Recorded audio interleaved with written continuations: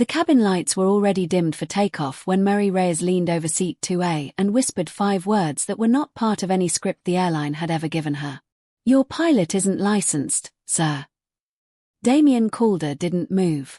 He kept his eyes on the tablet in his lap, the way men like him always did when they wanted you to believe they hadn't heard something dangerous. "Say that again," he said quietly. "The certificate number on today's flight plan belongs to a man who died 2 years ago." Marie kept her voice low enough that only he could hear it over the hum of the engine spinning up outside. "I checked it twice against the registry before I signed the cabin manifest. It isn't a typo." For 3 full seconds, Damian Calder said nothing at all. Then he set the tablet down, and Marie understood, in that small motionless gap of time, exactly how much power one whispered sentence could hold at 31,000 feet of runway and rising engine noise. She had spent 10 years memorizing safety procedures so that passengers never had to think about the mechanics keeping them alive. Tonight, for the first time, she was the only person on this aircraft who understood exactly how close they all were to a catastrophe wearing a captain's uniform. "Who else knows?" Damian asked. "No one. I came straight to you." He looked toward the closed cockpit door the way a man looks at a wall he's just realized might not be load-bearing. "That door has an inside override," Marie said. "If he knows I've noticed, he can lock us out before ground crew reaches the tarmac." Damian was already rising from his seat when the soft mechanical click reached them both, the unmistakable sound of a cockpit door engaging its manual lock from within. The instrument panel lights inside flickered once, visible through the narrow reinforced window, and the man in the captain's seat did not turn around. Somewhere behind them, in first class, a man Marie had learned to think of as harmless, the family's longtime head of operations, grey-templed and endlessly polite, set down his coffee without spilling a drop, and watched the cockpit door the way a man watches a plan finally arriving exactly on schedule. "Mr. Calder," the intercom crackled, "please take your seat. We're cleared for departure." Nobody in that cabin knew yet whose signature had authorized this flight, or why a dead man's license had been typed onto tonight's manifest. Marie Reyes only knew one thing for certain as the engines climbed toward full power beneath her feet. Someone on this aircraft did not want it to land the same way it took off. 3 weeks before that whisper, Marie Reyes was not thinking about Mafia families or forged licenses. She was thinking about the number on her sister's physical therapy invoice, and how far short her last paycheck had landed from covering it. She'd been a flight attendant for Meridian Private Air for 10 years, the last 4 of them assigned almost exclusively to the Calder account, a logistics and shipping empire that everyone in the hangar quietly understood ran a second, unspoken business beneath the first. Nobody asked questions about that business. The pay was good, the flights were short, and Marie had learned a long time ago that some kinds of curiosity didn't belong to people who needed steady work. What she had never learned to switch off was the habit her father gave her before he died, a small commuter pilot who'd flown cargo routes for 20 years and taught her to read a maintenance log the way other kids learned to read comics. He used to say the numbers never lied, only the people writing them down. He'd been dead 11 years, killed when a regional airline cut corners on an inspection nobody double-checked. Marie had rewritten every safety habit she owned around never letting that happen to anyone else on her watch, even when nobody was paying her to care that much. Her younger sister Nora had been in a car accident 8 months earlier. The insurance covered the surgery. It did not cover the physical therapy, the specialist visits, or the 6 more months Nora needed before she could walk without a brace.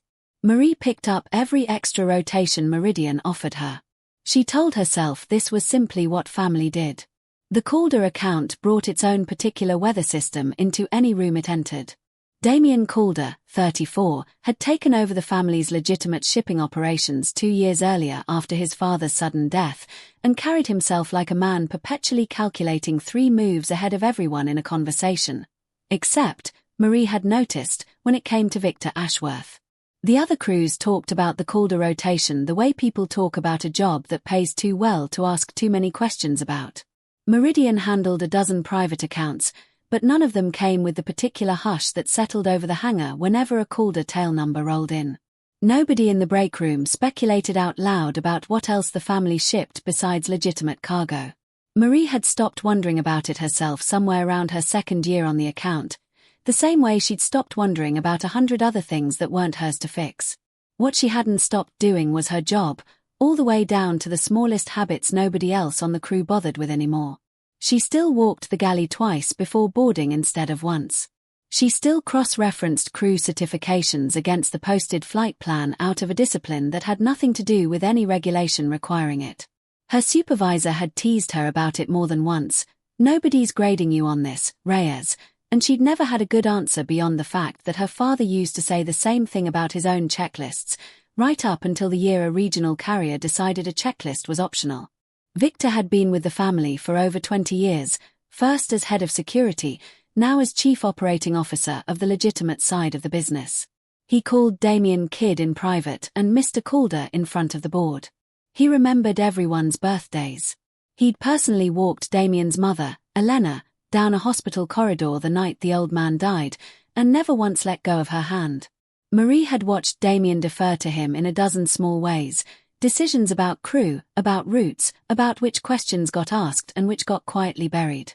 It was Victor who reassigned Marie's regular co-pilot, Sam Ruiz, off the Calder rotation 2 weeks before the incident, replacing him with a new hire nobody in the crew lounge seemed to know much about. When Marie asked why, Victor smiled the particular smile of a man used to never being questioned twice. "Budget restructuring," he said. "Nothing that concerns cabin crew." She let it go, the way she'd learned to let go of 100 small things that didn't add up on this account, because questioning Victor Ashworth wasn't in her job description, and her job description was the only thing standing between Nora and a physical therapist she couldn't afford to lose. There had been one brief, ordinary evening in the middle of all that quiet unease, a delayed flight, a hangar kitchen, and Sam Ruiz teaching her how to make his grandmother's arroz con pollo on a 2-burner hot plate while they waited out a weather hold. It hadn't meant anything beyond what it was. 2 tired people who liked their jobs enough to still be good at them, sharing a meal neither of them had time to actually cook properly. Marie thought about that evening more than she expected to, in the weeks that followed, mostly because it was the last entirely uncomplicated thing that happened to her before everything else did. 2 nights before the flight, doing her routine pre-flight galley check, Marie found the aircraft's maintenance binder left open on the jump seat. An inspection log dated the week before, signed off on a hydraulic system repair that, according to the parts requisition stapled behind it, had never actually been ordered. She photographed the page before she could talk herself out of it, telling herself it was probably nothing. She had stopped believing her own reassurance by the time she boarded that jet 3 weeks later and looked up the captain's certificate number out of nothing more than old habit. The gate agent had called it a routine short-hop charter, called a family, 4 passengers, 90 minutes to the coastal estate for a shareholders' retreat. Marie had flown this exact route a dozen times. Nothing about tonight should have felt different, except that the new captain, a broad-shouldered man named Reyes, no relation, an unsettling coincidence she'd noted and dismissed, had barely spoken 2 words to her during boarding and had waved off the standard crew briefing Sam always insisted on. She noticed it in small pieces first, the way she noticed most things that eventually mattered. He didn't ask about the weight and balance figures the way every captain she'd ever flown with did automatically. He didn't check the fuel load against the flight plan before signing it.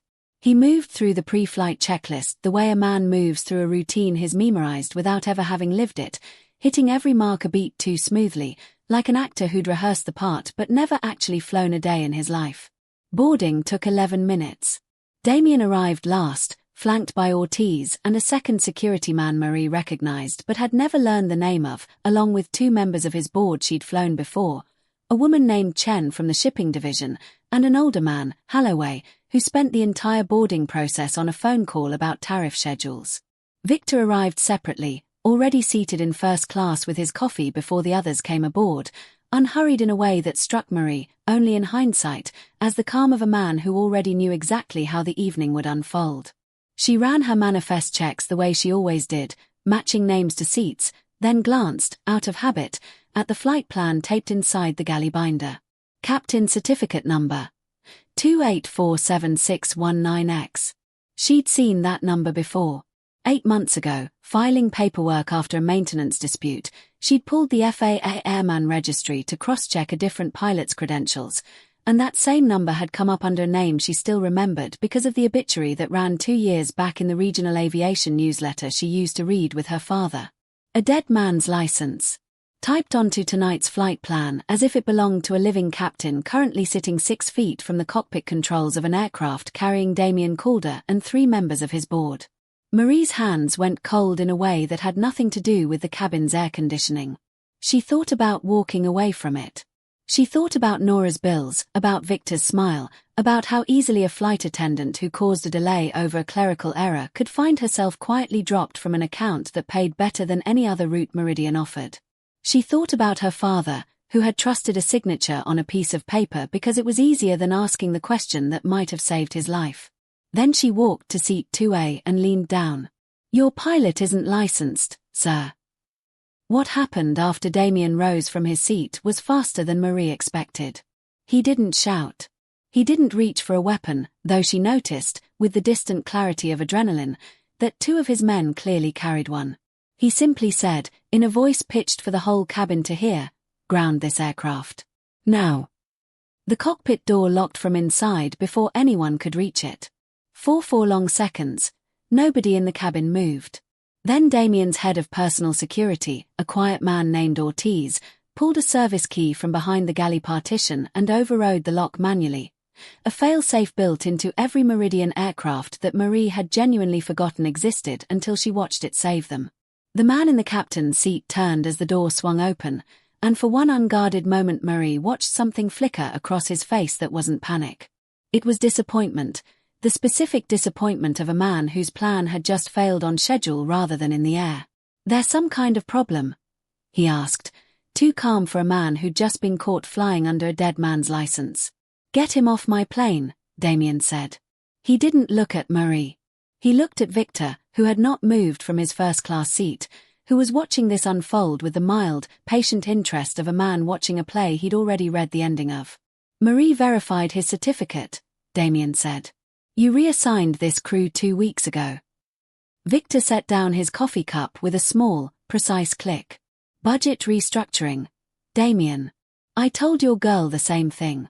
If there's a documentation error, I'll have it corrected by morning." "There's no error," Marie said. Her voice came out steadier than she felt. "There's a dead man's name on a live flight plan." Victor's eyes moved to her for the first time all evening. Not angry, not even surprised. Simply recalibrating, the way a man recalibrates when a variable he hadn't planned for turns out to matter. "We'll sort it out on the ground," he said pleasantly. "No need to make a scene." Chen and Holloway had gone quiet, watching the exchange with the careful neutrality of people who had learned, over years on this account, exactly when to have an opinion and when not to. Holloway ended his tariff call without saying goodbye to whoever was on the other end. Nobody moved to leave their seats until Damian gave the word, and when he finally did, the cabin emptied in an orderly single file that felt, to Marie, entirely at odds with how close they'd all just come to something none of them could have walked away from. The flight was cancelled. The captain was walked off under Ortiz's watch, not in handcuffs, simply escorted, and Marie understood with a cold certainty that he would never be seen or questioned by anyone official at all. Victor smiled at her as the cabin emptied. "You did the right thing, reporting it," he said, in the tone of a man closing a door gently instead of slamming it. "It changes nothing tonight, of course. But you did the right thing." Marie didn't understand what he meant by changes nothing until 3 days later, when her supervisor called her into an office to discuss a temporary reassignment off the Calder account, effective immediately, no reason given beyond restructuring. She had crossed a threshold she couldn't walk back from. She just didn't yet know how far the fall would go. The reassignment notice landed on Marie's desk on a Tuesday, unsigned by anyone with a name she could call to ask questions. 12 years of seniority, gone from one account in a single afternoon, replaced by regional puddle jumper rotations that paid barely more than half what the Calder contract had. Her supervisor wouldn't meet her eyes when she asked why. "It's not my call," he said. "It came from the client side." She spent that first week telling herself it was simple retaliation, the ordinary kind, a client who didn't like being told his pilot's paperwork was fraudulent, quietly flexing the only leverage he had. It was almost a relief to believe that, because the alternative was harder to sit with, That reporting a genuine safety violation had cost her more, in 5 days, than a decade of good work had ever earned her. She called the union rep Meridian technically employed and got a voicemail box that never filled up because nobody ever called it back. She drafted 3 versions of an appeal letter and deleted all 3, because every version sounded, even to her, like a woman trying too hard to justify something she shouldn't have needed to justify at all. Nora noticed something was wrong before Marie said a word about it. Her sister had always been better at reading her than Marie gave her credit for, a side effect, maybe, of 8 months spent mostly immobile with nothing to do but watch the people around her closely. "You've got the face you had after Dad's funeral," Nora said one evening, from the recliner where she still spent most of her physical therapy recovery. "The one where you've decided something's your fault when it clearly isn't." "It's work stuff," Marie said. "It'll sort itself out." "You always say that right before it doesn't," Nora said, not unkindly, and went back to her book, leaving Marie to sit with the accuracy of it longer than she wanted to. Marie didn't need him to say the name. She already knew whose desk that call had come from. She thought about dropping it entirely. Nora's next round of billing was due in 11 days, and a woman who couldn't pay her sister's physical therapist had no business chasing down forged documents belonging to a family with the resources to make an inconvenient flight attendant disappear from every roster in the state. She almost convinced herself of that, right up until she remembered Sam Ruiz, her usual co-pilot, quietly bumped off the Calder rotation 2 weeks before the flight, and the fact that nobody had seen him at Meridian since. She found him 3 days later, not at the hangar, but at a diner near the regional airport where off-duty crew sometimes ate between shifts. Sam looked like a man who hadn't slept properly in a month, his usual easy manner replaced by something guarded, his eyes going to the door twice in the time it took Marie to slide into the booth across from him. "I heard what happened on the Calder flight," he said before she'd even sat down. "I should have called you. I should have called somebody." "You've been avoiding me for 2 weeks," Marie said. "I figured that meant something." "It meant I was scared," Sam said flatly. "I'm not proud of it, but I'm not going to pretend otherwise, either. You don't say no to Victor Ashworth on this account without expecting some kind of cost. I just didn't think the cost would land on you instead of me." "Called about what?" Sam turned his coffee cup in slow circles on the table, the way people do when they're deciding how much of the truth is safe to hand someone else. 3 weeks ago, Victor Ashworth came to me personally, he said. "Told me there might be a mechanical issue on an upcoming Calder flight. Hydraulic system, nothing catastrophic," he said, "just enough for an emergency landing. He wanted me to be the one flying it. Said if anything went wrong, he'd need someone experienced to explain it away as pilot error rather than a maintenance failure. Framed it like a favor to the company. Framed it like loyalty." Marie felt something cold settle into her stomach. "And when you said no?" "I got pulled off the rotation the next week. Replacement showed up I'd never met. I figured it was retaliation for saying no. I didn't think," Sam stopped, shook his head. "I didn't think he'd actually put a dead man's license on the flight plan. That's not a cover story anymore. That's a plan to make sure nobody survives to ask the wrong questions. Why would Victor need an accident on that specific flight?" Sam hesitated long enough that Marie understood he'd already guessed the answer and didn't want to be the one who said it out loud.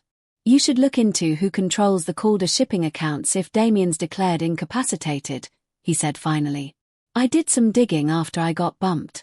There's a shell logistics company registered 18 months ago, Ashcroft Maritime Holdings. Directors aren't public record, but the registered agent's address matches Victor's home." Marie sat with that for a long moment, the diner noise fading around her. "You think he's been moving money?" "I think he's been losing money," Sam said.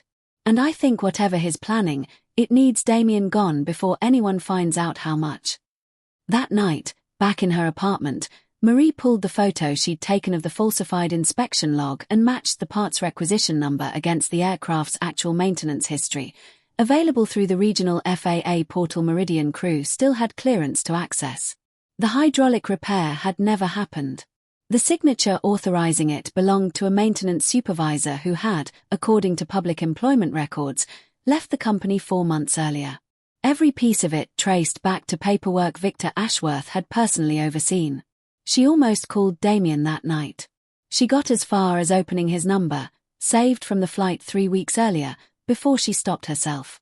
She had no proof of intent, only a pattern that looked damning if you already suspected the man behind it, and looked like coincidence if you didn't. Calling a Mafia heir to accuse his father's oldest friend of orchestrating an assassination, on the strength of a photographed logbook and a nervous ex-co-pilot's story, was the kind of move that got people either ignored or disappeared, and Marie had no way of knowing yet which one she'd be dealing with. There was also, underneath the caution, something simpler and harder to admit. She was afraid. Not of Victor specifically, not yet, but of what it would mean to keep pulling this thread once she'd started. She thought about walking into her supervisor's office and asking, quietly, whether there was any way to undo the last 3 weeks, to go back to being a flight attendant who noticed things and reported them through proper channels and let other people decide what happened next. She sat with that fantasy for exactly as long as it took to remember Sam's face across the diner table, the particular fear of a man who'd already tried walking away once and hadn't managed it clean. Marie sat back from her laptop and felt the full weight of what she now knew settle onto her shoulders. Not proof enough for a courtroom, not yet, but more than enough to know that the man Damian Calder trusted with his father's company had spent 18 months quietly building the machinery of his death. Her phone buzzed. A text from her supervisor, sent at 11:47 p.m. Words she read twice before she understood them. Corporates decided to drop you from the Meridian roster entirely, effective Friday. Sorry, Marie. Not my call. Marie read the message twice, set the phone face down on the kitchen table, and sat there a long time in the dark, listening to Nora's uneven breathing from the next room and doing the math on how many weeks of savings stood between her sister's treatment and a gap in coverage neither of them could afford. Whatever Victor Ashworth was building, he had just shown her exactly how far he was willing to reach to protect it. Marie didn't call Damian Calder. Damian called her. He found her personal number the same way men like him found anything, through people who owed him favors, and when she answered, his voice carried none of the composed authority she'd heard on the plane. It sounded, instead, like a man who hadn't slept in 3 days and had run out of people he trusted enough to call. "I know you got dropped from the roster," he said, without preamble. "I want you to know that wasn't me." "I didn't think it was," Marie said, and was surprised to find she meant it. "I've spent the last week having people I've trusted my entire life quietly investigated," Damian said. "That's not a sentence I ever expected to say out loud.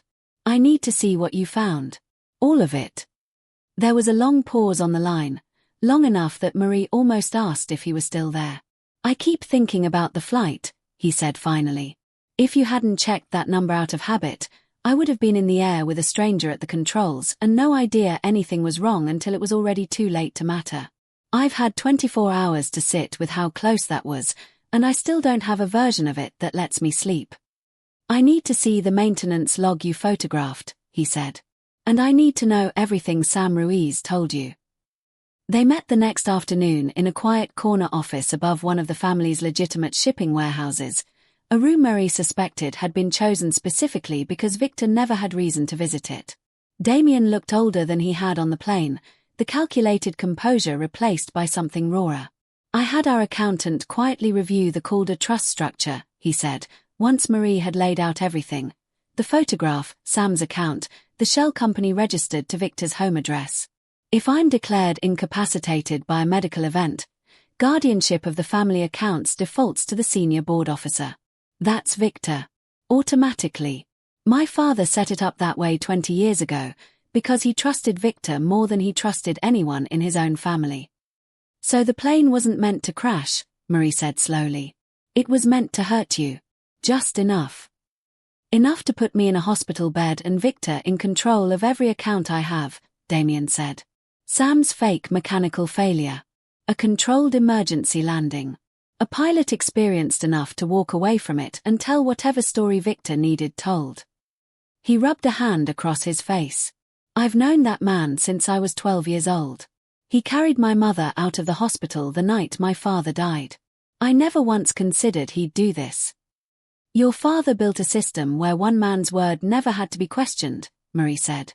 "That's not your fault. But it's the reason nobody caught this 18 months ago." Damian was quiet for a moment, turning a pen over in his hands without seeming to notice he was doing it. My father used to say Victor was the only man who never wanted anything from him except the company's success. I believed that my whole life. I built half my own instincts around never questioning him, the same way my father never did. He set the pen down. I keep asking myself how long he's been planning this, and every answer makes me feel like a fool for not noticing sooner. You weren't supposed to notice, Marie said. That's the whole design of it. He didn't build a plan that depended on you being careless. He built one that depended on you trusting him exactly the way you always had. Damian looked at her for a long moment. You could have walked away from all of this the second you got dropped from the roster. Why didn't you? Marie thought about her father, about the maintenance report nobody had double-checked, about the years she'd spent afterward making sure that particular kind of silence never happened again on her watch if she could help it. Because somebody has to say the number doesn't match, she said. Even when it costs them something. Damian's jaw tightened, but not in anger. In something closer to recognition. Ashcroft Maritime Holdings, he said. I had someone quietly pull its financials this morning. Victor's shell company took on debt 18 months ago, a maritime insurance venture that collapsed. He's underwater by an amount that would take him a decade to repay on his salary. Guardianship over my accounts would clear it in a week. And the gala, Marie said, remembering an invitation she'd seen on Damian's desk. The shareholders' event next month. Victor's arranged for an independent medical evaluator to attend, Damian said grimly. In case I'm not functioning normally by then. He's been laying groundwork for guardianship for months. The plane was just supposed to speed up the timeline. For a moment, neither of them spoke. Marie found herself studying Damian not as the powerful man from seat 2A but as someone genuinely blindsided by a betrayal that had been built, patiently, over years, by someone he loved like family. I don't know how to prove this without it looking like I'm just protecting my own interests, Damian admitted. The board trusts Victor more than they trust me right now. He's been the steady hand since my father died. I've been learning as I go. Then we don't make it about protecting your interests, Marie said. We make it about the evidence. A dead man's license. A falsified maintenance log. A shell company registered to his home address. That's not a family dispute. That's fraud. Damian exhaled slowly, something like resolve settling over the exhaustion in his face. Victor moved the gala up 2 weeks, he said. He wants the guardianship papers signed before anyone starts asking why an evaluator's even necessary. Then we have 2 weeks to build something that can't be argued with, Marie said. Damian studied her for a long moment. You could still walk away. I have no ability to protect your job, your reputation, anything, if this goes wrong. I know, Marie said. I'm staying anyway. Later that same night, alone in her apartment, Marie let herself feel the doubt she hadn't allowed in front of Damian. Sam had a career at stake. Priya, the accountant, was risking a job with a pension she'd spent 15 years earning. Marie had nothing left to lose that Meridian hadn't already taken, which made it easy to be brave on her own behalf and harder to be certain she had the right to ask it of anyone else. She thought about calling the whole thing off, letting Damian's lawyers handle it through whatever quiet channel powerful families used to settle things without a public reckoning. She didn't make that call. Instead she opened her laptop, pulled up the FAA registry one more time, and read through the dead pilot's file until she knew his name the way she knew her own. Everett Doyle, 46 years old, a regional captain with a spotless record who had died of a heart attack during a layover, and whose identity a living man had been willing to borrow in order to make someone else's death look like an accident. Somebody's name had been used as a weapon without his family ever knowing it. That, more than anything Damian had said, was what steadied her back into staying.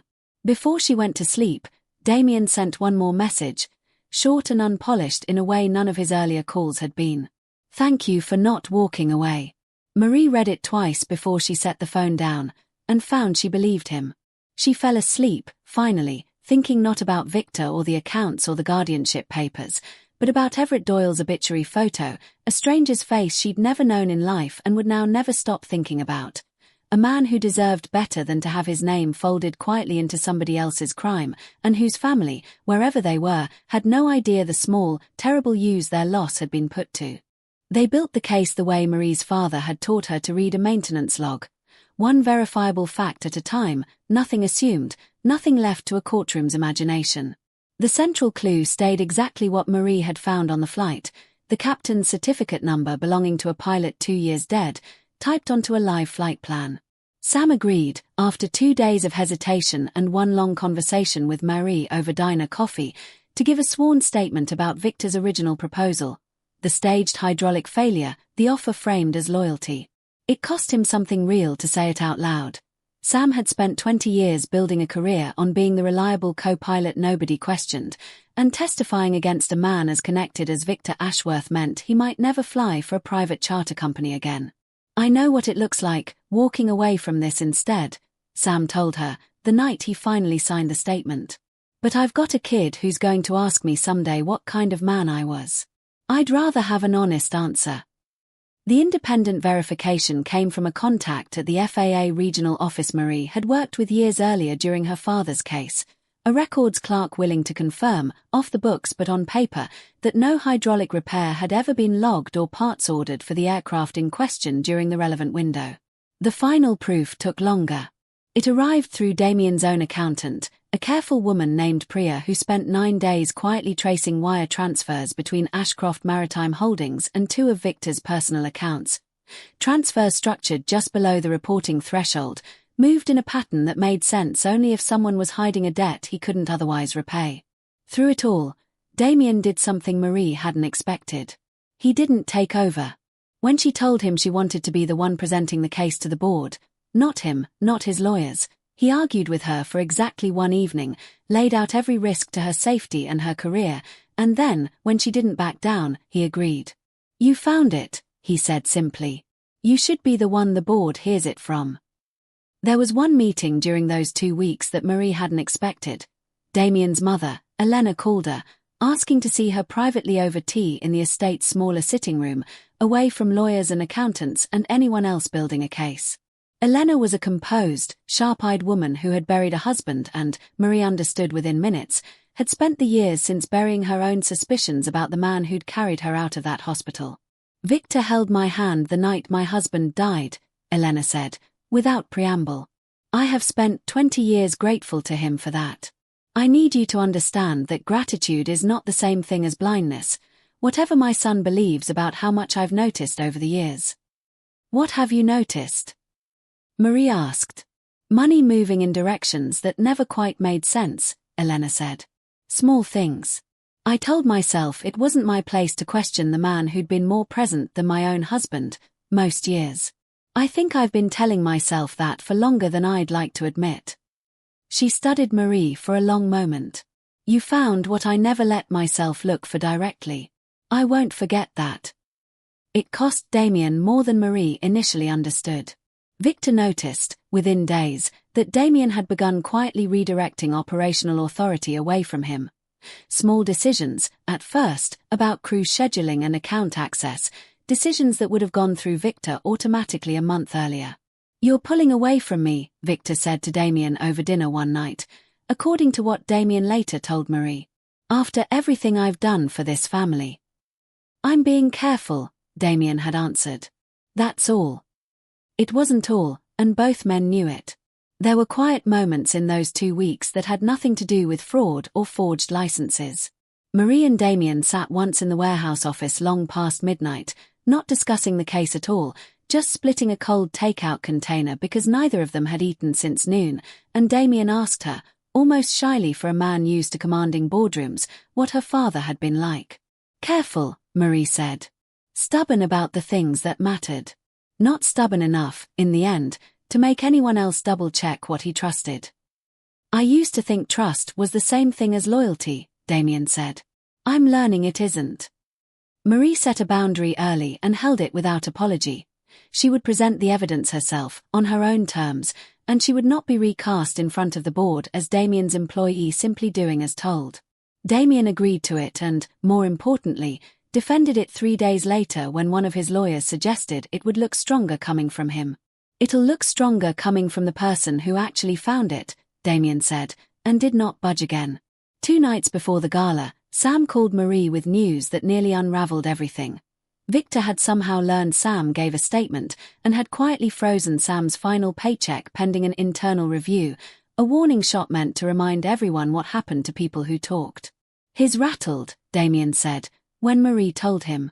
"That means he knows we're close." "Or it means we need to be finished before the gala starts," Marie said, "not partway through it."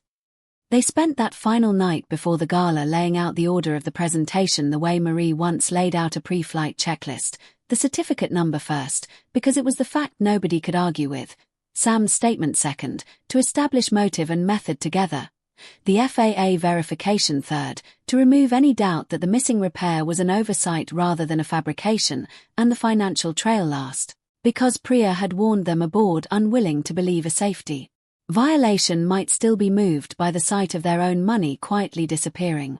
"If he tries to discredit Sam," Damian said, "the board will want to know why a company officer would go to the trouble of freezing a witness's paycheck days before he testified. That timing does half our work for us." "And if he tries to discredit me?" Marie asked. "Then I remind the board that a flight attendant caught a forged federal document that an entire executive team missed for 18 months, Damian said. "I don't think that argument goes the way he wants it to." Marie allowed herself, for the first time in weeks, something close to confidence. Whatever happened at the gala, she would walk in having done the one thing her father never got the chance to, insisting, loudly enough for the people who mattered to hear it, that the numbers on the page were the only thing anyone should have trusted from the start. They walked into the shareholders' gala 2 days later with the 4 pieces of evidence complete, a board unaware of what was coming, and a man who had spent 20 years building trust now sitting 3 tables away, entirely certain the evening would end with his signature on Damian's guardianship papers. The ballroom at the Calder estate had been arranged for a shareholders' retreat, not a reckoning, round tables, a raised dais at the front where the family's independent medical evaluator sat beside 2 board attorneys, and Victor Ashworth near the head table, calm as always, a man confident the evening's paperwork would go exactly as planned. Damian rose first, before the evaluator could call the meeting to order. "Before we discuss any guardianship arrangements," he said, his voice carrying easily across the room, "there's something the board needs to hear. Not from me. From the person who found it." Marie walked to the front of the room in her Meridian uniform, not because anyone had told her to wear it, but because she wanted the board to understand exactly who was standing in front of them and why her word on aircraft safety carried weight. 3 weeks ago, I stopped a Calder family flight from taking off, she said, because the captain's license number belonged to a pilot who died 2 years ago. She let the words sit in the silence that followed. That wasn't a clerical error. It was the first piece of a plan to fake a medical incapacitation that would trigger automatic guardianship of this family's accounts. Victor rose, unhurried. "This is a serious accusation from someone with no standing to make it," he said, addressing the board rather than her, his voice pitched exactly for the room. "A flight attendant, understandably rattled by a scheduling error, is now suggesting a 20-year company officer engineered an aviation incident. I'd ask the board to consider the source." "Consider the source," Marie agreed, "and then consider the evidence." Sam Ruiz stood from a chair near the back of the room, where he'd been sitting quietly since the meeting began. Half the board turned to look at him, a man several of them clearly recognized from years of Calder charter flights, and whose sudden absence from the rotation had apparently not gone unnoticed after all. "I want the board to know I'm here voluntarily," Sam said, his voice steadier than Marie expected. "Nobody's paying me to say any of this, and I've got more to lose from saying it than from staying quiet. I'm saying it anyway." Chen, the board member Marie recognized from the flight 3 weeks earlier, leaned forward at her table. "Go on," she said. 3 weeks before the incident, Sam said, Victor Ashworth came to me and asked if I'd be willing to fly a route where there might be a convenient hydraulic failure. Framed it as a favor. Said if anything went wrong, they'd need someone experienced enough to walk it back as pilot error instead of a maintenance problem. I said no. 2 weeks later I was off the Calder rotation entirely, and a captain nobody at Meridian had ever trained with was flying it instead. She laid it out the way her father had taught her to read a logbook, One fact at a time, nothing assumed.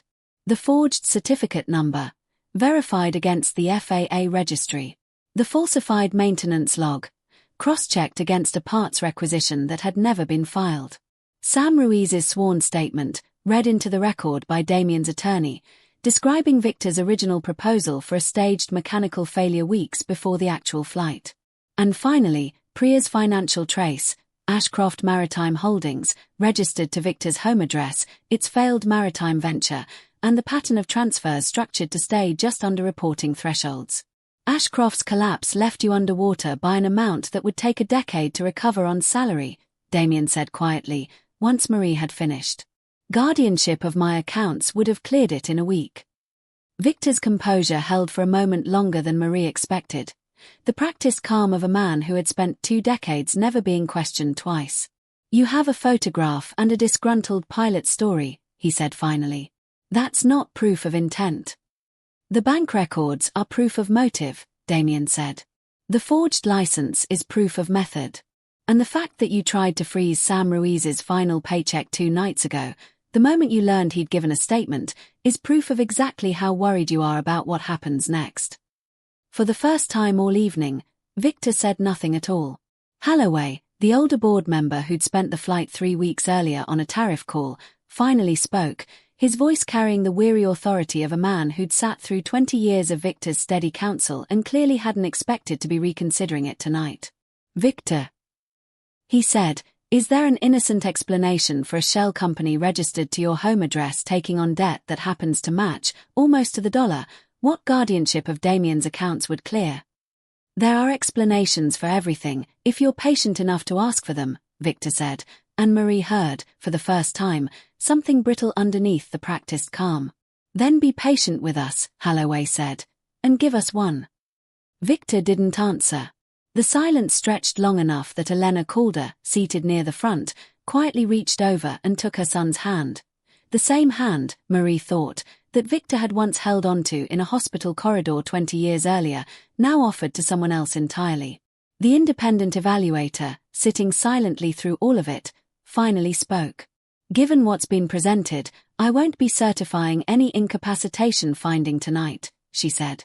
I'd strongly recommend the board refer this matter to outside counsel and, separately, to the FAA and appropriate financial regulators. The board voted that same night, unanimously, to remove Victor Ashworth from his position as Chief Operating Officer, freeze his access to all company accounts pending investigation, and refer the falsified aviation documents to federal authorities. Victor didn't fight the vote. He stood, straightened his jacket with the same precise care he'd always shown, and looked at Damian for a long moment before he spoke. I carried your mother out of that hospital with my own hands, he said quietly. I built this company back up from nothing after your father died. And you're going to let a flight attendant's photograph end 20 years of loyalty. You tried to have me hurt badly enough to hand you control of everything he left me, Damian said. Whatever loyalty you're talking about, it stopped being real a long time before tonight. Victor left the estate that night without another word, and Marie understood, watching him go, that justice here would not look like handcuffs and headlines. It would look like a frozen account, a federal referral, and a family finally choosing to see a truth it had spent 20 years too comfortable to question. Elena rose once Victor had gone, and crossed the room to where Marie stood, still holding the folder of evidence she hadn't needed to open past the first page. 20 years, Elena said quietly, and it took a stranger checking a number nobody else bothered to check. I don't know whether to be grateful to you or ashamed of the rest of us. I suppose I can be both. You don't owe me anything, Marie said. No, Elena agreed. But I intend to make sure this family owes you something anyway. Sam found Marie near the doorway as the room emptied, his relief plain enough that he didn't bother hiding it. I really thought that was going to go worse, he admitted.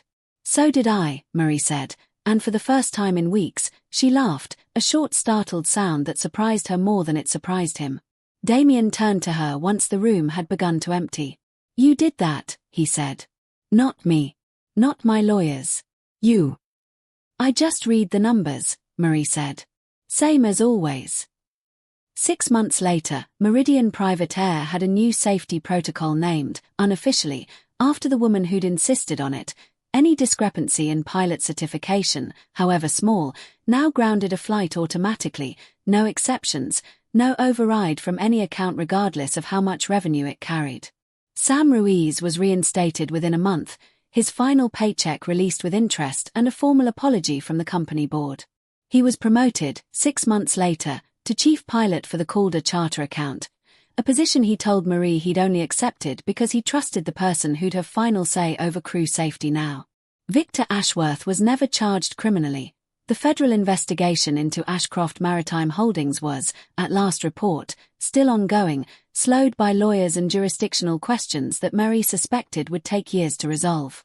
But he never again held a position of financial authority over the Calder family's accounts, and Elena Calder, Damian's mother, quietly removed his name from every document that still carried it, including, Marie heard, a hospital visitor log from 20 years earlier that had never meant what everyone assumed it meant.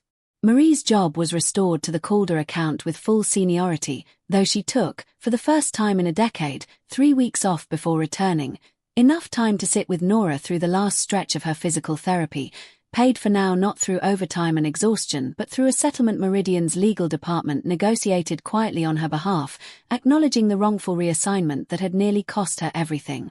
Nora took her first unassisted steps across the living room during that stretch of time off, an ordinary Tuesday afternoon that Marie had spent so many months bracing for and had somehow still not been ready to witness when it actually happened. Her sister made it from the recliner to the kitchen counter and back, slower than either of them wanted, faster than the doctors had originally promised, and neither of them said much about it afterward beyond Nora asking, half joking, whether Marie planned to keep hovering like that forever. "Only until you stop needing it," Marie said. "That might be never, the way you worry," Nora said, and let her sister hug her anyway. Priya, the accountant who'd traced the wire transfers, was promoted to chief financial officer of the legitimate shipping division within the year, a role Elena Calder created specifically, she told Marie, because the family needed someone whose loyalty ran toward the numbers rather than toward any one person in the room. She and Damian did not rush into anything.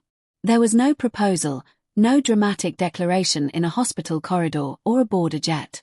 There was, instead, a standing Tuesday dinner that started as a debrief about company safety reforms and slowly became something neither of them bothered pretending was only business.